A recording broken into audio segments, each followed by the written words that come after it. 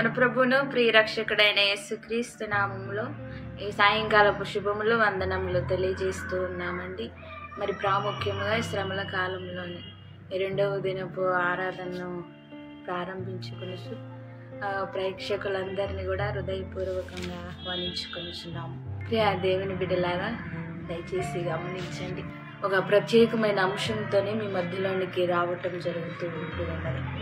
అదేమిటనగా ఈ శ్రమల కాలంలోనే మరి ప్రాముఖ్యంగా అనేక మంది ఉపవాస ధ్యానాలు చేయటము, ఉపవాసంలోనే గడపటం జరుగుతూ ఉన్నది. కాబట్టి ఈ దినమున ప్రత్యేకముగా ఉపవాస ప్రార్థన శక్తి అనే ఒక చిన్న అంశమును మీ మధ్యలోనే తీసుకొని రావటం జరుగుతూ ఉన్నది.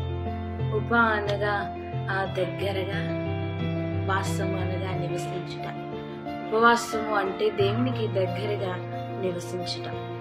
ఈ ఉపవాస ప్రార్థన శక్తి గ్రహించక ఎందరో నిర్లక్ష్య పెట్టుచు ఆధ్యాత్మిక జీవితంలోని ఎదుర్కొంటున్న పోరాటాలను ఎదుర్కోలేక జయ జీవితంలోని కోల్పోతున్నారు. పరిశుద్ధ గ్రంథము ఉపవాసం గురించి ఏం చెప్తుందంటే ఒకసారి చూద్దామండి.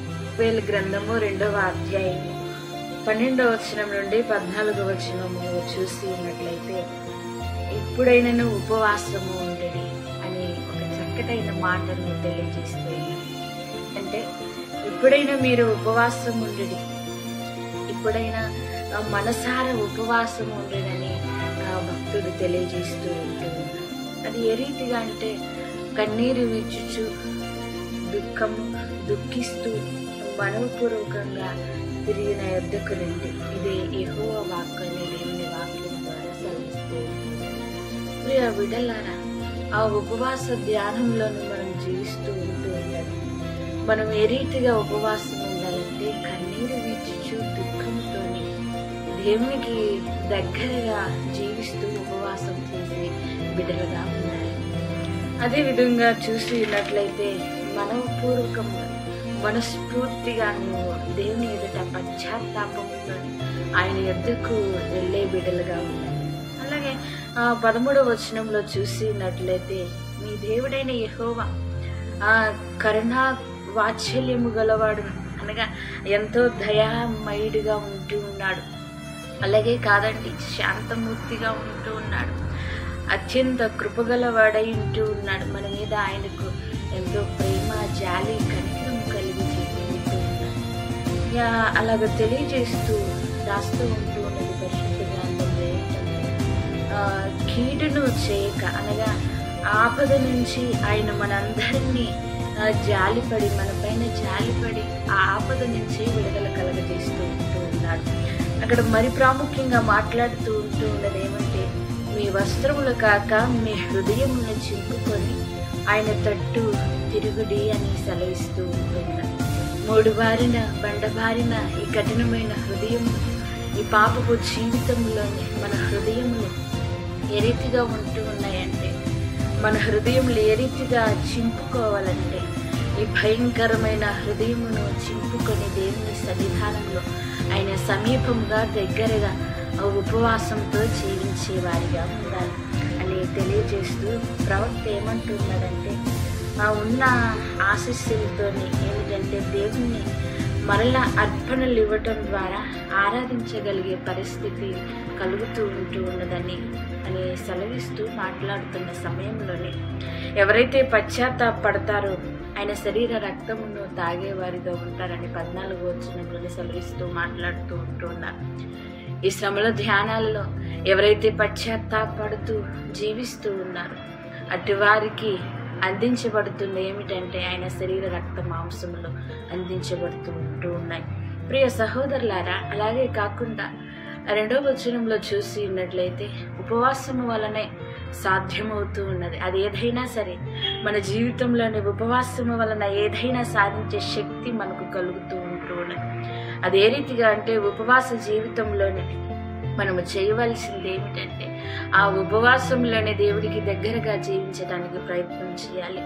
అలాగే కాకుండా నువ్వు ప్రతిదినము ప్రతి క్షణము ఆయన వాక్యమును చదివే బిడ్డగా జీవించాలి.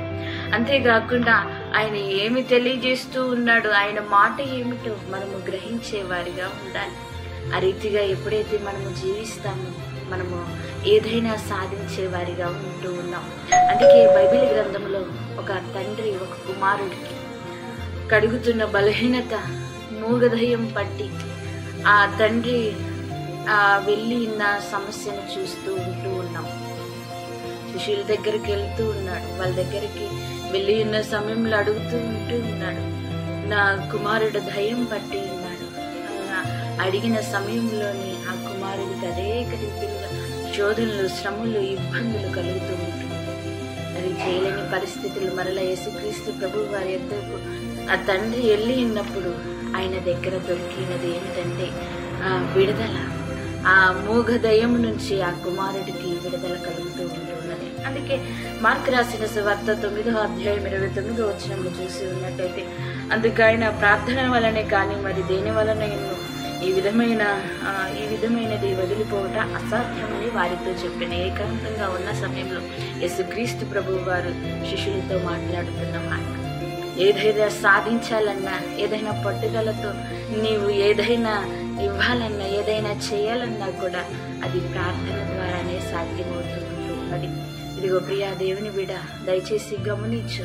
ఈ ఉపవాస ధ్యానాలలో మనం జీవిస్తూ ఉన్నాం కాబట్టి నీ ఉపవాసంలో ప్రార్థన అనే శక్తి ఆయుధము ఉండాలి. అందుకే మరి ప్రాముఖ్యంగా తెలియజేస్తూ ఉన్నది ఏమిటంటే, దేవునికి ఇష్టమైన ఉపవాసం చేసే బిడ్డలుగా జీవించాలి. అది ఏ రీతిగా అంటే పేదలను ప్రేమించే రీతిగా ఉండాలి. ఆకలిగొని వారికి నువ్వు ఆకలిని తీర్చేవాడిగా ఉండాలి.